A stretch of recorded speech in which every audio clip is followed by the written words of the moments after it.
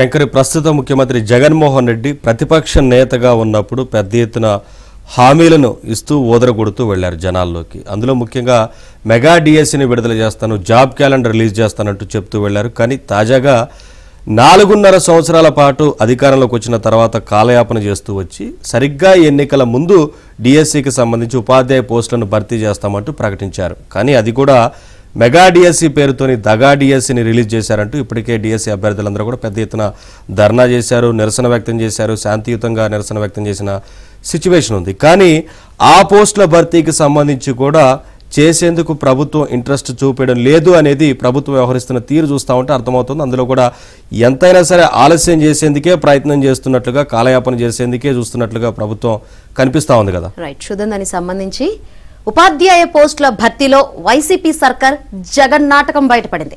ఇప్పటికే 5 ఏళ్ల పాటు ఒక్క నోటిఫికేషన్ ఇవ్వకుండా నిరుద్యోగులను మోసం చేసిన ప్రభుత్వం ఎన్నికల ముందు కూడా అయిష్టంగానే డిఎస్సి నోటిఫికేషన్ జారీ చేసింది. అయితే డిఎస్సిని వీలైనంత మేర ఆలస్యం చేసేలా ప్రభుత్వం నెలకో నిర్ణయం మార్చుకుంటోంది. ఏకంగా సుప్రీంకోర్టు తీర్పుకే వక్ర భాష్యం చెప్పడం విస్మయానికి గురిచేసింది.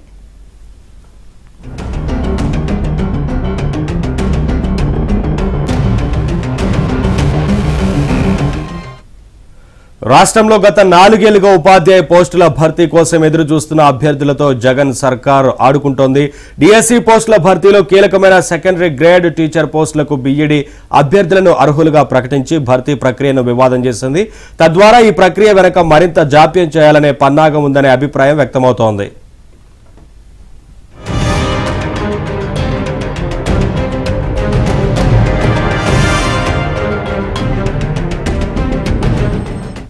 వాస్తవానికి ఎస్జిటి పోస్టులకు బీఈడీ అభ్యర్థులు అనర్హులని గతంలోనే సుప్రీంకోర్టు తీర్పు చెప్పింది.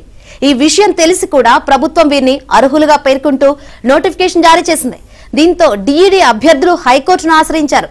ఫలితంగా ప్రభుత్వం తన నిర్ణయాన్ని మార్చుకుంది. అయితే ఇలా నిర్ణయం మార్చుకున్న దరిమిలా భర్తీ ప్రక్రియ ఆలస్యం కానుందని విద్యాశాఖ వర్గాలు చెబుతున్నాయి.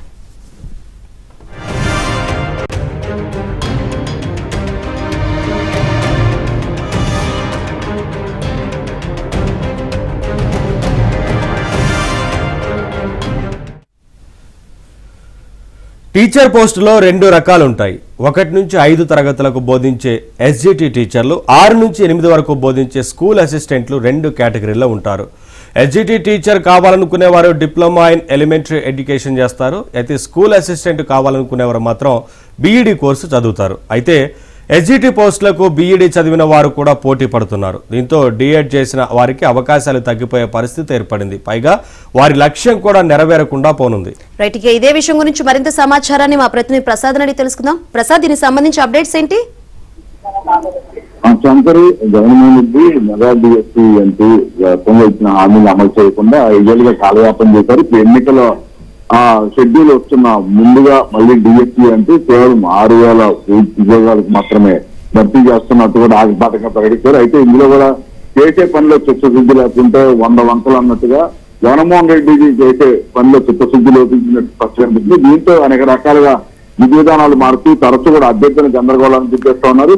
ఒకసారి కొంతమందికి అర్హత కల్పిస్తూ ఒక జీవో, మళ్ళీ దీనిపై వివాదం రావడంతో మరో జీవో, అంటే ఉన్నవారికి అవకాశం లేక కొత్త వారికి అవకాశం లేకుండా అంతా గందరగోళంగా ప్రక్రియను మార్చారు. దీంతో అభ్యర్థులు తీవ్ర ఆవేదన వ్యక్తం చేస్తా ఉన్నారు.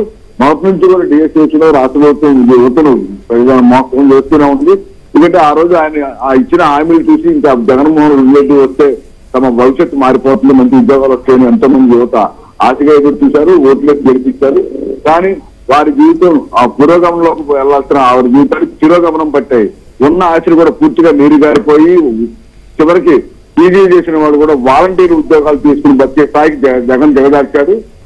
రాష్ట్ర వ్యాప్తంగా కూడా చదువు లేని వైసీపీ కార్యకర్త కూడా వాలంటీర్ని నడిపించే స్థాయిలో ఆంధ్రప్రదేశ్ లో పాలన కొనసాగుతుందని చట్టాలు కూడా వినిపిస్తా ఉన్నాయి. ఇంత జరుగుతున్నా కూడా ఏమాత్రం చిత్తశుద్ధి లేని ప్రభుత్వం ఇంకా ఇప్పటికి కూడా ఎన్నికల ముందు కూడా రాజకీయ కోణంలోనే యువత భవిష్యత్తును పణంగా పెట్టి రాజకీయం చేస్తుందని కూడా మండిపడతా ఉన్నారు. చివరికి కోర్టు ఆదేశాలను కూడా వక్రభాష్యం కలుగుతూ తనకు అనుకూలంగా లేకపోతే తనకు కలిసి వచ్చే విధంగా ఆ విధానాలను మారుస్తున్న వైనంపై కూడా విద్యావేత్తలు కూడా తీవ్ర ఆవేదన వ్యక్తం చేస్తా ఉన్నారు. గతంలో ఏ ప్రభుత్వం కూడా ఈ విధంగా వ్యవహరించలేదని, డిఎస్సికి సంబంధించి టీచర్లు అంటే ఎవరెంతో చదువుకుని ఎంతో ప్రిపేర్ అవుతారు. రేయం బౌళ్ళు కూడా కష్టపడి తమ జాతకం మారుతుంది, తమ భవిష్యత్తు బాగుంటుందంటూ కూడా ప్రత్యేకంగా లక్షలు పోసి ట్రైనింగ్ కూడా తీసుకుంటా ఉన్న పరిస్థితి. అటువంటి వారి జీవితాలతో జగన్మోహన్ రెడ్డి ప్రభుత్వం మాత్రం ఆడుకుంటుందని చెప్పవచ్చు. ఇంతగా ఈ ఫీజుల పోస్టుల భర్తీకి సంబంధించి కూడా విధి విధానాలు, ఎందుకంటే జగన్మోహన్ రెడ్డి కావచ్చు అలాగే విద్యా వ్యవస్థలో ఉన్న పెద్దలు కావచ్చు, అందరూ కూడా ఐఏఎస్ చేసిన వారు, విద్యా విధానంపై స్పష్టమైన అవగాహన ఉన్నవారు. కానీ అటువంటి వారు కూడా ఇంత విధి విధానాల ఖరారులో మాత్రం ఏమాత్రం చిత్తశుద్ధి లేకుండా, అదేవిధంగా అప్రజాస్వామికంగా వ్యవహరించిన తీరుపై మాత్రం అందరూ కూడా మండిపడతా ఉన్నారు.